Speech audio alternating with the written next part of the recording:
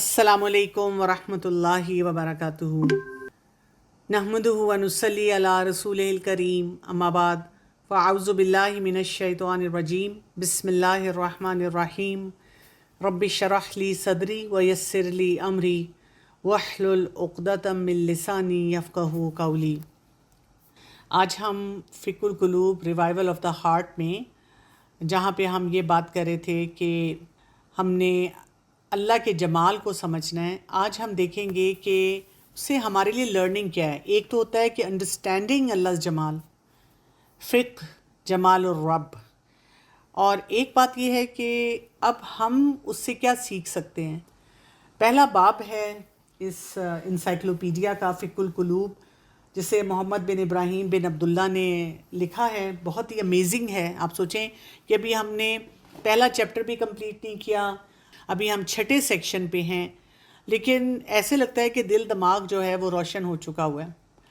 تو فقہ جمال الرب انشاءاللہ آج ہم مکمل کریں گے۔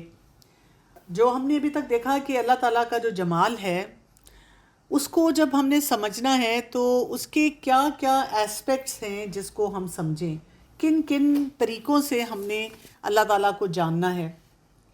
تو یہاں پہ اب ایک بات ہمیں سمجھ آتی ہے کہ جیسے اللہ تعالیٰ، جب ہم اللہ تعالیٰ کی بات کرتے ہیں کہ اللہ تعالیٰ اپنی ذات سے محبت کرتے ہیں، وہ اپنی صفات اور افعال سے بھی محبت کرتے ہیں، تو جب اس محبت، تعریف اور عبادت میں اس کا انعام، احسان، بخشش، رحمت، حلم، عفو اور مغفرت شامل ہو جاتے ہیں، تو پھر آپ سوچیں کہ اس کی کوالٹی کیسے انہینسڈ ہو جاتی ہے۔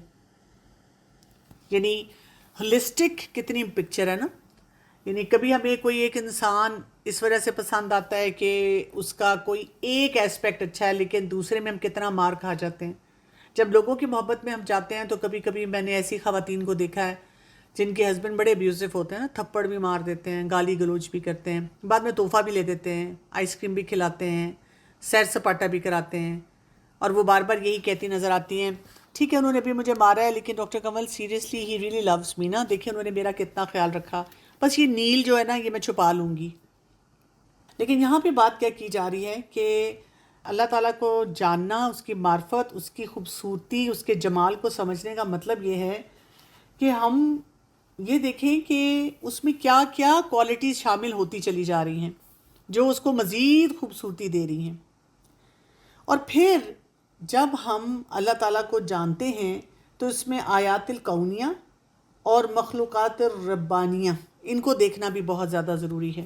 یعنی ہم یہ سمجھیں کہ ہمارا رب جو ہے اس نے کیا کیا نشانیاں کائنات میں دی ہیں اور کیسی کیسی مخلوقات بنائی ہیں، اور پھر اس کے ساتھ ساتھ ہم آیات القرآن پہ بھی غور و فکر کرنا شروع کریں کہ اللہ تعالیٰ نے آیات میں ہمیں کیا کچھ سمجھایا ہے، جس سے ہمیں بات یہ سمجھ آتی ہے کہ کوئی ایسی ذات نہیں، ایسی ہستی نہیں جو اس طرح عبادت کے لائق ہے جس طرح اللہ تعالیٰ ہے، اور اسی کی وجہ سے جسے کہتے ہیں نا ہمارے دل میں اللہ کی محبت پھوٹ پھوٹ کر آئے، ہمیں سمجھ نہ آئے کہ ہم اپنی اس محبت کو کہاں، کس طرح اس کو کنٹرول کریں، کیسے ہم اپنے رب کو اب اس کی عبادت نہ کریں۔ اور قرآن پاک میں ہم دیکھتے ہیں بہت سے مقامات پہ اللہ تعالیٰ چاہتے ہیں کہ ہم اس محبت کو ایسے محسوس کریں، جیسے سورہ یونس کی آیت نمبر 101 میں اللہ سبحانہ تعالیٰ فرماتے ہیں، قُلِ انظُرُوا مَاذَا فِي السَّمَاوَاتِ وَالْأَرْضِ وَمَا تُغْنِي الْآيَاتُ وَالنُّذُرُ عَنْ قَوْمٍ لَا يُؤْمِنُونَ۔ آپ کہہ دیجئے کہ تم غور کرو کہ کیا کیا چیزیں آسمان میں اور زمین میں ہیں، اور جو لوگ ایمان نہیں لاتے ان کو نشانیاں اور دھمکیاں کچھ فائدہ نہیں پہنچاتی۔ یعنی ان کے لیے وہ جو آیات ہیں، ان نظر ہیں، ان کو کوئی فائدہ نہیں دیتی۔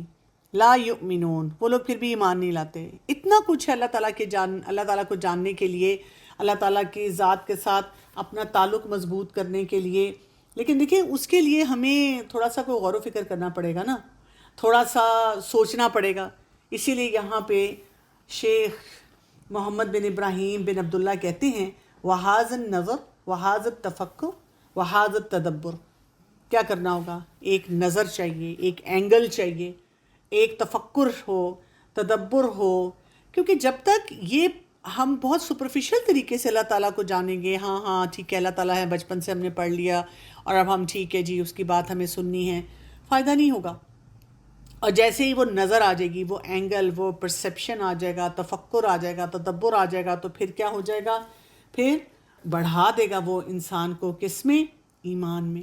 ایمان کی زیادتی جو ہے وہ ہوتی چلی جائے گی، اور انسان کیا کرے گا؟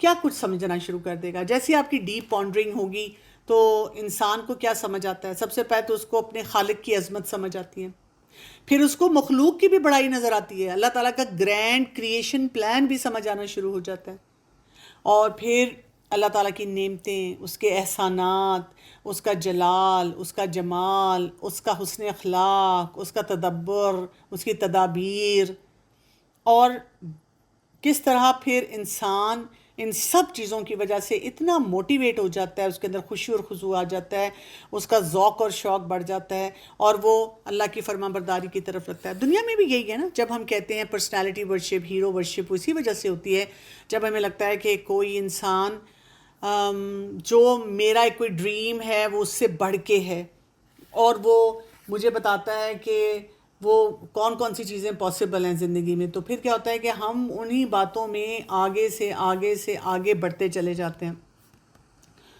تو انسان کے لیے بہت زیادہ ضروری ہے کہ وہ اپنے اندر اس بات کو بٹھا لے کہ اللہ تعالیٰ کی ذات جو ہے اس نے ہمیں بہت ورائٹی دی ہے، ظاہری بھی ہے، باطنی بھی ہے، بہت سے انعامات کیے ہیں، ہم سے بہت محبت کرتا ہے۔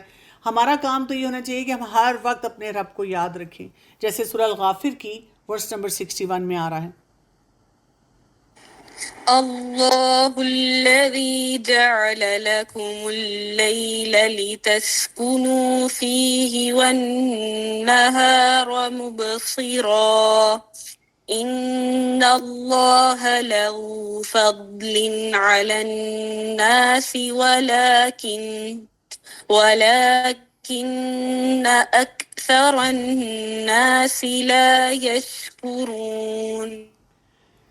اللہ تعالیٰ وہ ذات ہے جس نے رات کو سکون کے لیے اور دن کو کام کے لیے روشن بنایا، دن رات کا سائیکل بنایا۔ ان اللہ لذو فضل علی الناس، اور اللہ تعالیٰ بے شک بہت بڑے فضل و کرم والا ہے۔ ولیکن اکثر الناس لا یشکرون، لیکن لوگوں کا حال کیا ہے کہ اکثر لوگ شکر گزاری نہیں کرتے، اور شکر کون کرے گا؟ ظاہر ہے جس کو یہ انڈرسٹینڈنگ آئے گی، وہ انڈرسٹینڈنگ ہی نہیں ہے تو ظاہر ہے پھر انسان کے اندر شکر بھی نہیں آتا۔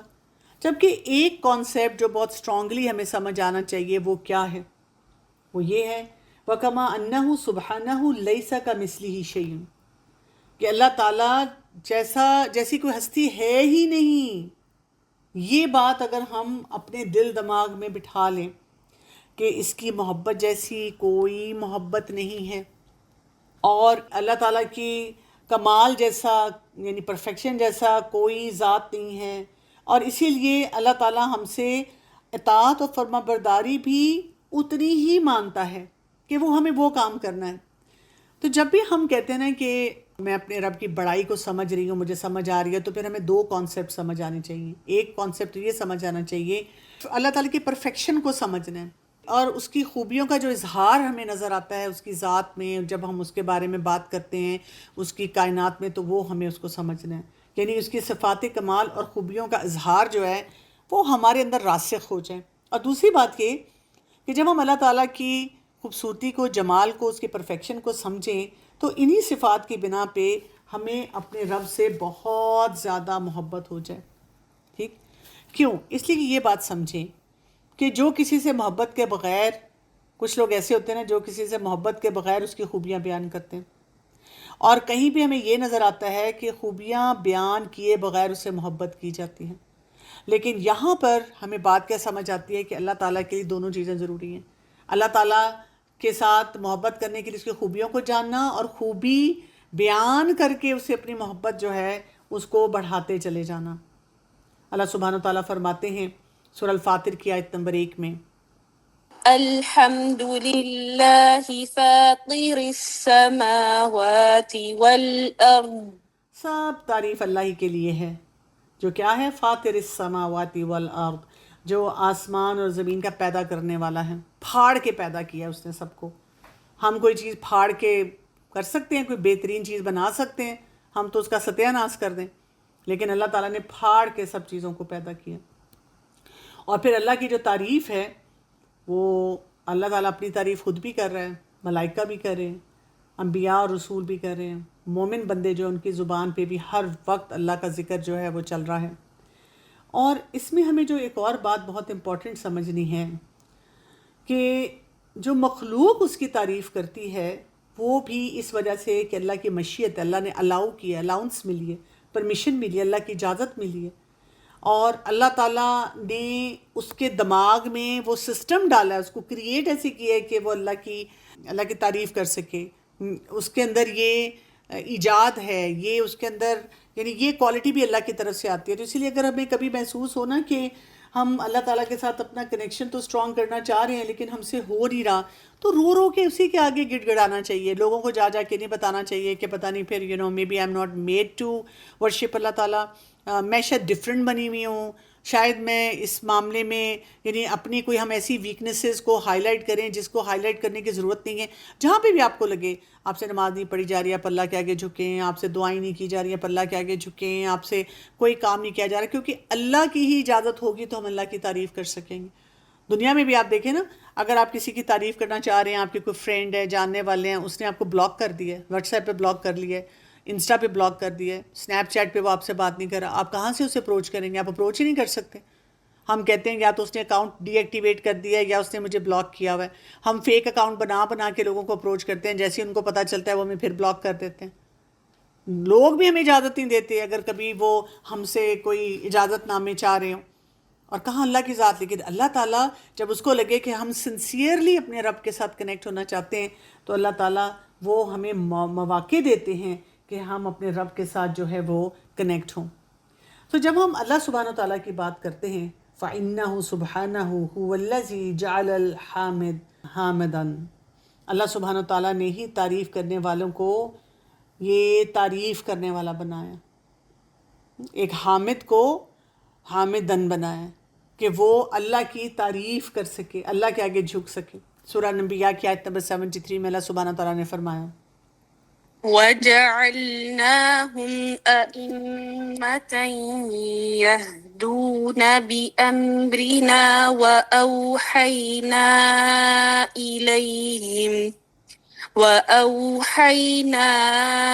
إِلَيْهِمْ فِعْلَ الْخَيْرَاتِ وَإِقَامَ الصَّلَاةِ وَإِيتَاءَ الزَّكَاةِ وَكَانُوا لَنَا عَابِدِينَ۔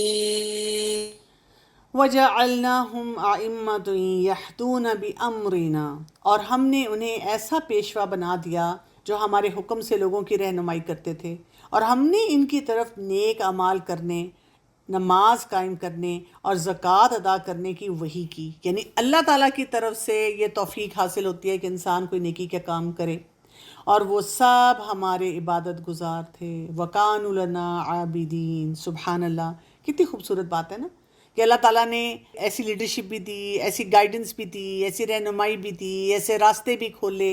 ہم اگر سب اپنی زندگیوں کو دیکھیں تو کسی نہ کسی طرح سے اللہ تعالیٰ نے ہمیں توفیق دی تو ہم اللہ کی معرفت تک پہنچے۔ کچھ لوگوں کے لیے یہ ہوا کہ انہوں نے آنکھ ہی ایسے خاندان میں کھولی جہاں پہ دین تھا، اور انہوں نے اتنے مزے سے سب کچھ سیکھ لیا، ان کو وہ سارے راستے مل گئے، سارے طریقے مل گئے۔ تو اپنے آپ سے پوچھنا چاہیے کہ کیا میں اس چیز کو چیریش کرتی ہوں؟ اور کچھ ایسے ہیں کہ ان کی فیملی میں ایسی پریکٹسز ہی نہیں تھی لیکن کوئی ان کو ساتھی ایسے مل گئے، یا ایکسیڈنٹلی وہ کسی ایسی گیدرنگ میں چلے گئے۔ کچھ لوگوں کی زندگی ایسی ہے کہ وہ بہت بے چینی کے ساتھ تھے، ان کو لگتا تھا کہ بہت ریسٹلیسنس ہے، کچھ مسنگ ہے میری لائف میں، مجھے کہیں تک پہنچنا ہے، اور اللہ سبحانہ و تعالیٰ نے ان کو وہاں پہ پہنچا دیا۔ تو سبحان اللہ، دیکھیں کہ اللہ تعالیٰ اپنی مخلوق کا کتنا اس کے لیے راستے اور ٹریک آسان کرتا ہے۔ لیکن دیکھیں اس میں یہ بات یاد رکھنی ہے کہ چوائس ہماری ہوتی ہے کہ ہم کس کو پک کر رہے ہیں، اور اسی بات کو سورہ القصص کی آیت نمبر 41 میں اس طرح بتایا گیا اب دیکھیں دونوں آیات میں کیا تھا، وَجَعَلْنَاهُمْ أَئِمَّةً، دونوں میں کہا گیا یہی بات کہ اور ہم نے انہیں ایسے پیشوا بنا دیا. لیکن یہ والے پیشوا جو یہاں پہ بات ہو رہی ہے کون سے ہیں؟ جو یدعون الی النار، جو آگ کی طرف بلاتے ہیں، اور قیامت کے دن ان کی مدد نہیں کی جائے گی. استغفر اللہ. تو ہمارے لیے کتنا ضروری ہے کہ ہم اس بات کو سمجھیں کہ چوائس ہم کر رہے ہوتے ہیں. اللہ تعالیٰ کی طرف سے تو وہ خوبصورتیاں بکھری ہوئی ہیں، وہ مواقع ملے ہوئے ہیں، وہ آسانیاں آئی ہوئی ہیں، لیکن سوال اصل یہ پیدا ہوتا ہے کہ ہم کیا ان راستوں پہ جا رہے ہیں؟ ہم ان راستوں کے بارے میں سوچ رہے ہیں؟ اسی لیے تو آپ دیکھیں کہ یہاں پہ کیا بات اب ہمیں بتائی جا رہی ہے. وہ دونوں طرح سے محمود ہے. اگر ہم ان دونوں ایٹیٹیوڈز کو دیکھیں تو ہمیں کیا سمجھ آنا چاہیے؟ وَهُوَ الْمَحْمُودُ عَلَى هَذَا وَهَذَا، دونوں طرح سے. یعنی اللہ تعالیٰ کی خوبصورتی اس بات میں بھی ہے کہ وہ لوگوں کی رہنمائی کرتا ہے اور ان کو جنت کے راستے پہ لے جاتا ہے. اللہ تعالیٰ کی خوبصورتی اس طرح سے بھی ہے کہ وہ جو لوگ غلط کام کرتے ہیں، نہیں صحیح کام کرتے، ان کو بھی وہاں سے وہ آگ کی طرف لے جاتا ہے. کیوں؟ ان دونوں معاملات میں اللہ تعالیٰ کی حکمت بھی ہے اور اس میں بلاغت بھی ہے، اس میں بہت کچھ جمع کیا ہوا ہے اگر ہم اس بات کو سمجھیں. تو یہاں سے پھر یہ بات واضح ہو جاتی ہے، فَهُوَ سُبْحَانَهُ ذُو الْفَضْلِ وَالْإِحْسَانِ. اللہ سبحانہ تعالیٰ کی جب ہم بات کرتے ہیں تو اللہ تعالیٰ بہت بڑے فضل و کرم والا ہے. کیا کیا فضل و کرم ہے اللہ تعالیٰ کا. اللہ تعالیٰ نے نعمتیں دی ہیں، اور نعمتیں جو ہیں ان کی ابتدا بھی اللہ تعالیٰ کے پاس سے ہوتی ہے اور نعمتوں کی انتہا بھی اسی کی طرف سے ہوتی ہے. اسی طرح اللہ تعالیٰ کی تعریف جو ہے وہ اللہ ہی شروع کرتا ہے اور تمام معاملات اللہ کی تعریف پر ہی ختم ہو جاتے ہیں. پھر اسی طرح اللہ تعالیٰ اتنا مہربان ہے کہ وہ اپنے بندے کو توبہ کی بھی توفیق دیتا ہے، اور جب بندہ توبہ کرتا ہے تو اس پہ اللہ خوش بھی ہوتا ہے کہ میرا بندہ جو ہے وہ توبہ کر رہا ہے. اور پھر اس پہ اللہ تعالیٰ توبہ کرنے پہ اس کی مدد بھی کرتا ہے، اس کو معاف بھی کر دیتا ہے، اس کے لیے آسانیاں بھی پیدا کرتا ہے. کتنی خوبصورت بات ہے نا. ہم اگر دنیا میں کسی سے معافی مانگیں تو یا تو ان کا موڈ اور خراب ہو جاتا ہے، یا یہ کہ وہ ہم سے لڑائی جھگڑے کرنا شروع کر دیتے ہیں.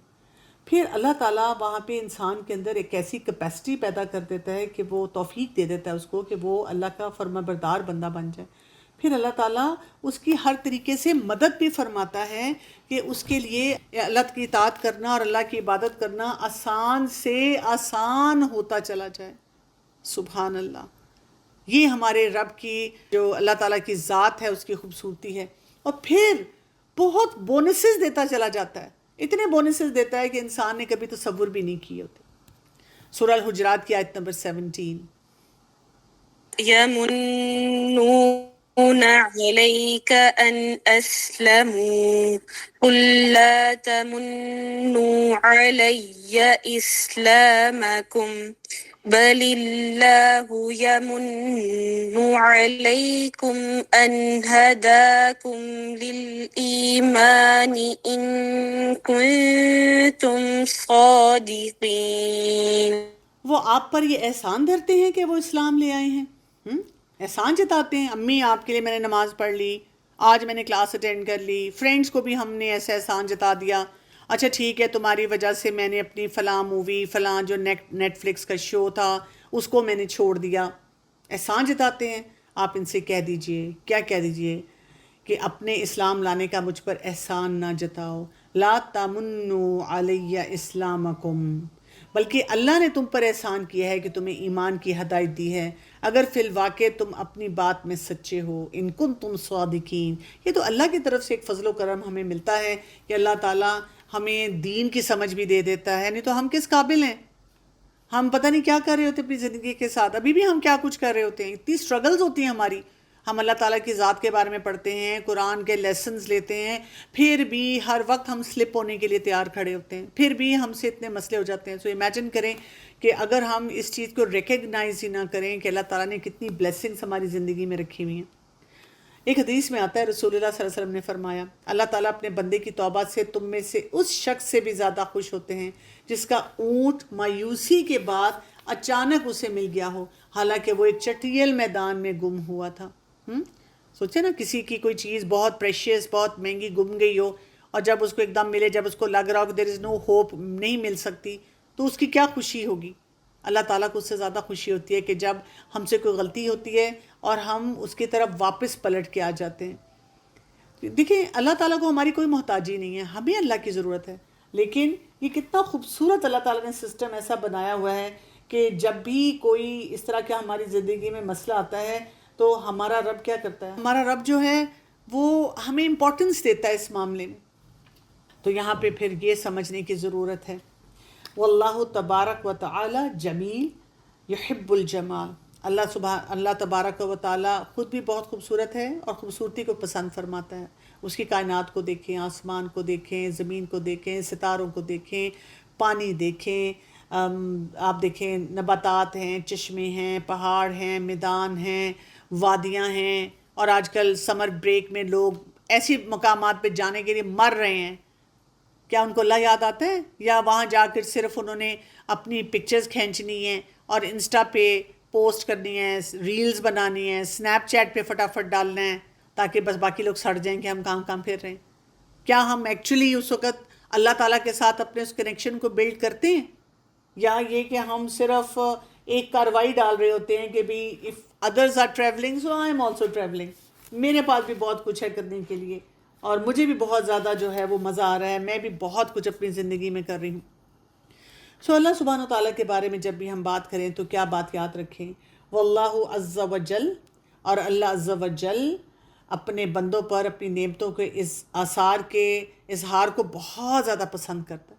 یحب ظہور آثر نعمتہ علی عبدہ، اپنے بندوں کے اوپر اس خوبصورتی کو بھی پسند کرتا ہے۔ ایک تو اللہ تعالیٰ نے ہر چیز خوبصورت بنائی، ایک اللہ تعالیٰ کی اپنی ذات اتنی پرفیکٹ ہے، تو اللہ تعالیٰ کس چیز کو پسند کرتا ہے؟ کیونکہ دیکھیں بات کی یاد رکھیں کہ اللہ تعالیٰ جو ہے نا، جب اس نے نعمتیں بنائیں اور بندہ اس پہ اس کا شکر ادا کرتا ہے تو اللہ تعالیٰ ایک باطنی جمال دیتا ہے، پھر اللہ تعالیٰ ایک ظاہری جمال بھی دیتا ہے، ایک اندر سے انسان خوبصورت ہو اور اللہ کا شکر ادا کرنے والا ہو، ایک ظاہری طور پہ بھی ایک خوبصورتی کا عنصر ہو، اور اس کے ساتھ ساتھ ایک جمال شکر کا بھی ہو، یعنی خوبصورتی کے وہ پراپر ایلیمنٹ جو انسان کی زندگی میں ہونے چاہیے، انسان کو ان کے اوپر توجہ دینے کی ضرورت ہے۔ اللہ تعالیٰ کی خوبصورتی ہمیں یہ باتیں سکھاتی ہے۔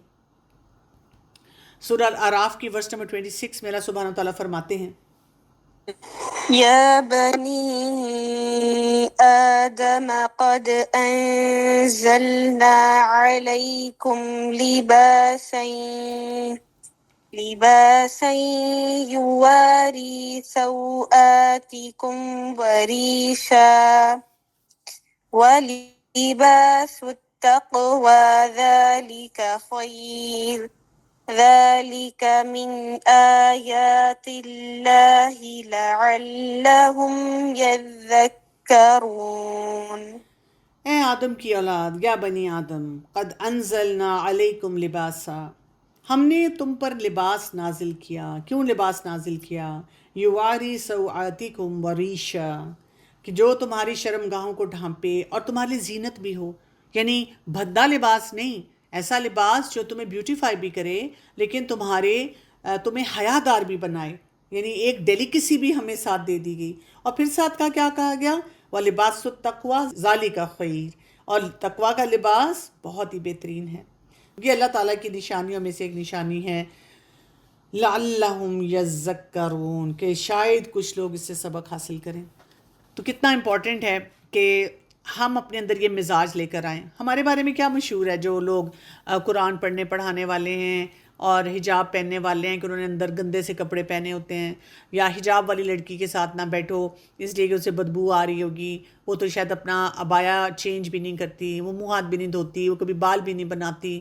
اور ہم بھی اکثر کبھی گھر والے کہیں نا آنے جانے کے لیے، تو ہم کہتے ہیں کیا فائدہ، مکس گیدرنگ ہوگی اور میں تو ڈریس اپ نہیں ہو سکتی، میں تو اپنی بیوٹی کو فلانٹ نہیں کر سکتی، تو پھر کیا فائدہ میرا وہاں جانے کا؟ جبکہ لباس ہمارے لیے ہے ہی اسی لیے، اور یہ بات ہمیں سمجھ آنی چاہیے۔ لیکن دیکھیں یہاں پہ دونوں باتوں میں بیلنس بھی لایا گیا نا، کہ لباس خوبصورتی بھی ہو لیکن حیادار بھی ہو۔ اب کچھ لوگ کیا کرتے ہیں کہ اپنا لباس تو پہن لیتے ہیں بہت زیادہ اپنی طرف سے، یعنی خوبصورت کر لیتے ہیں، ایون ابائے اور سکارف، لیکن اس کے اندر پھل جھڑیاں اتنی ہیں، ادھر پنیں ادھر ڈیکوریشن، کہ اس کا جو مقصد ہوتا ہے وہی فوت ہونا شروع ہو جاتا ہے، کہ آپ کی خوبصورتی کا اظہار اتنا ہو رہا ہوتا ہے کہ وہ تقویٰ کا لباس نہیں رہتا. تو that is why it is important to understand کہ مقصد کیا ہوتا ہے کسی کام کا جس کو بھی ہم کرتے ہیں. یہاں پہ میں تھوڑی سی بات یہ کرنا چاہوں گی کہ یہ جو بات ابھی ہو رہی ہے کہ ہم کیسے اپنے اندر یہ مزاج لے کر آئیں کہ ہم نے اللہ تعالیٰ کی نعمتوں کو انجوائے بھی کرنا ہے، جیسے لباس ہے، کھانا پینا ہے، گھر کی خوبصورتی ہے، اور اپنے آپ کے کمرے کا ڈیکورم آپ کرنا چاہ رہے ہیں، اور بھی کتنے ہیں، جیسے ایونٹ کوئی آ جاتا ہے آپ اس پہ خوبصورتی چاہ رہے ہوتے ہیں. لیکن نا ہم بہت پریشان رہتے ہیں کہ یا تو ہم اپنے لیے مزری کریٹ کرتے ہیں یا اپنے لیے ایروگنس کریٹ کرتے ہیں، ہمیں وہ بیلنس نہیں آتا. اس بیلنس کے لیے ہمیں گریٹیٹیوڈ، شکر گزاری، مائنڈفلنس اور تھوڑی سی کیا لانی پڑے گی، جنروسٹی اپنے اندر لانی پڑے گی. ایک بیلنس لانا پڑے گا، اپنے آپ کو گراؤنڈ کرنا پڑے گا کہ کیسے ہم اپنے آپ کو ایسا بنا سکیں. تو اس کے لیے ہمیں ایسا نہیں بننا کہ جی ہم اپنے لیے مزری کریٹ کریں. یعنی اچھا کھانا کھا رہے ہیں، جیسے میں کل کسی کو یہ بات کہہ رہی تھی، مدر سے میری بات ہو رہی تھی، تو میں ان کو کہہ رہی تھی کہ مثلاً آپ بچوں کو لے جاتے ہیں کہ چلو آپ بیٹا آج برگر کھائیں، پیزا کھائیں، کوئی باہر سے کوئی مزے کا کھانا کھاتے ہیں. اچھا جی، اچھا آپ بچوں کو لے کے گئے، سارے گھر والے اتنا انجوائے کر رہے ہیں، کھا رہے ہیں، اور انہوں نے دوسرا نوالا منہ میں ڈالا تو آپ نے ان کو بتانا شروع کر دیا غریب لوگ جو ہیں بیچارے کیسے گزارا کرتے ہیں، ہم اللہ کا شکر نہیں ادا کرتے اور ہم کتنی نعمتوں کی ناقدری کرتے ہیں. یعنی آپ نے اس کھانے میں ڈس ٹیسٹ ڈال دیا. ٹھیک ہے، ہمیں اپنے بچوں کو، اپنی فیملی ممبرس کو احساس دلاتے رہنا چاہیے کہ کوئی چیز، یعنی ہمیں جہاں ہم اللہ کی نعمتوں کو انجوائے کریں وہاں ہم اس بات کا بھی احساس رکھیں کہ اللہ تعالیٰ نے جتنی بھی یہ نعمتیں ہمیں دی ہوئی ہیں، کتنے لوگ اس سے محروم ہیں، اور ہمیں ان کی بھی فکر ہونی چاہیے. لیکن جب آپ کسی نعمت کو لے کر بیٹھے ہوئے ہیں، اس ٹائم پہ آپ کیوں اس نعمت کا صرف گریٹیٹیوڈ میں نہیں جا سکتے، اس کی شکر گزاری میں نہیں جا سکتے، اس وقت اپنے لیے مزری کیوں کریٹ کرتے ہیں؟ تو مزری ہماری تب کریٹ ہوتی ہے جب ہمیں فیئر ہوتا ہے کہ یہ نعمت جو ہے مجھ سے چھن جائے گی، یا یہ کہ مجھے کچھ اور چاہیے تو مجھے ملے گا نہیں. تو ہم نے کیا کرنا ہوتا ہے کہ جب بھی ہم کسی چیز کو انجوائے بھی کر رہے ہوتے ہیں تو اس کے ساتھ بہت زیادہ اٹیچمنٹ نہیں ہونی چاہیے، چاہے وہ پیسہ ہے، صحت ہے، ریلیشن شپس ہیں. ہمیں اپنے آپ کو بتانا ہے یہ متاع الحیات الدنیا ہے، دنیا میں استعمال کی چیزیں ہیں جو ٹیمپرری ہیں، ہم نے ان کو انجوائے بھی کرنا ہے، ان کا خیال بھی رکھنا ہے. جس مقصد کے لیے اللہ تعالیٰ نے وہ چیزیں ہمیں دی ہیں ہم نے ان کو بھی دیکھنا ہے، لیکن اوورلی اٹیچ نہیں ہونا. اسی طرح ہمارا فوکس پریزنٹ مومنٹ پہ ہونا چاہیے کہ اس وقت جو میرے استعمال میں چیزیں ہیں میں ان کو اچھی طرح سے استعمال کروں، ضائع نہ کروں، جو چیزیں ریسائیکل ہونے والی ہیں ان کو ریسائیکل کروں، اور اپنے آپ کو گراؤنڈڈ رکھوں کہ کہاں تک مجھے جانا ہے، اور کمپیریزنز میں نہ جاؤں. مزری بہت زیادہ تب آتی ہے کہ ہم کسی چیز کو انجوائے کرنے کی کوشش کرتے ہیں، پھر ہم اپنا انسٹا یا اسنیپ چیٹ یا ٹک ٹاک کھولتے ہیں اور وہاں پہ ہمیں نظر آتا ہے ہیں میں تو صرف یہ کر رہی ہوں تو فلاں تو یہ بھی کر رہا ہے. اب ہمارا موڈ خراب ہونا شروع ہو جاتا ہے، بیکاز ہم اپنی میئرمنٹ جو ہوتی ہے نا یا کمپیریٹیو انالیسس کے ساتھ کر رہے ہوتے ہیں، اور اس میں پھر بہت خرابی ہوتی ہے.